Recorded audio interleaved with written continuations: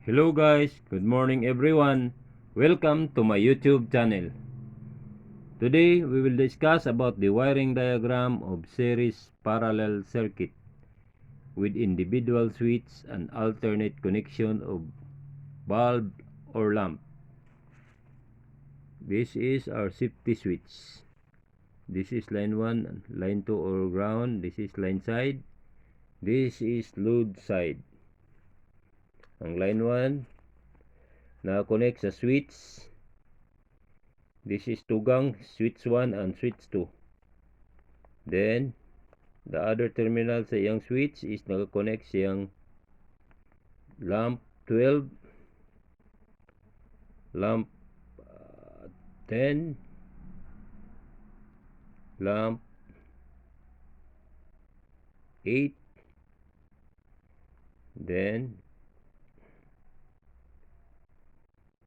lamp 6, then lamp 4, and lamp 2. Then, ang iyang sa kabila ni out, guys, sa ating line 2 sa ating ilaw na lamp 2, 4, then ang 6, ang 8, then ang 10, ang 12 para sa switch number 1. Then another switch, switch 2, ang iyang another terminal sa switch patungo sa lamp 11.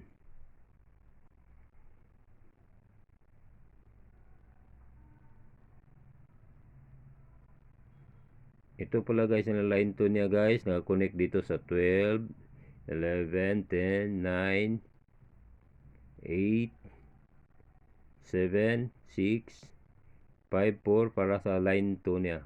Ito si guys, line 2. Then, ang another switch 2, yung 11, 9,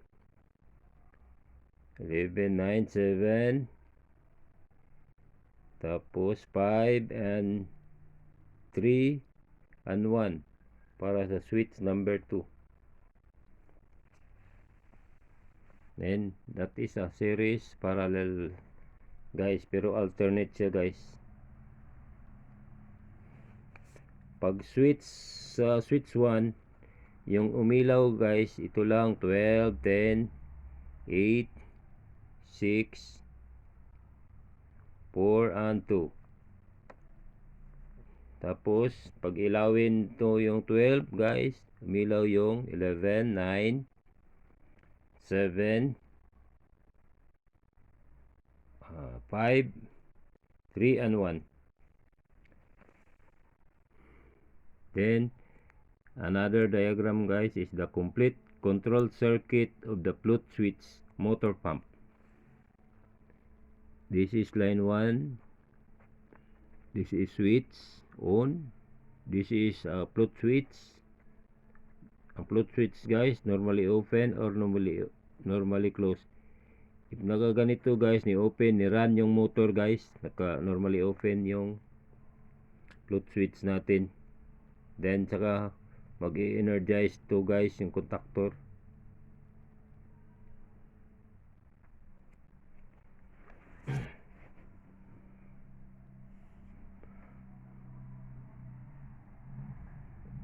Ako guys, pag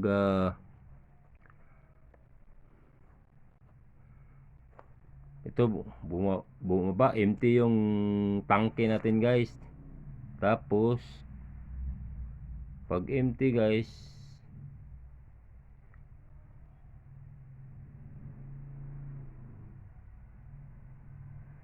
magko-close, normally close para mag-energize yung contactor guys. Tapos pag puno na siya guys, ang ato ka-cut off na siya.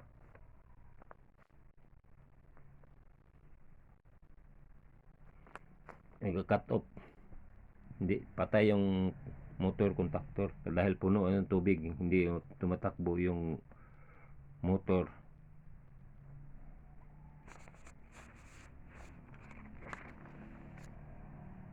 Bible verse of the day. Revela- Rev- Revelation chapter 1 verse 8. I am Alpha and Omega, the beginning and the ending, saith the Lord, which is, and which was, and which is to come, the Almighty. Thank you guys for watching. Please like, share, and subscribe to my YouTube channel.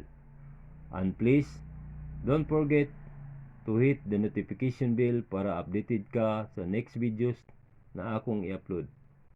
Thank you for watching guys, and God bless. To God be all the glory.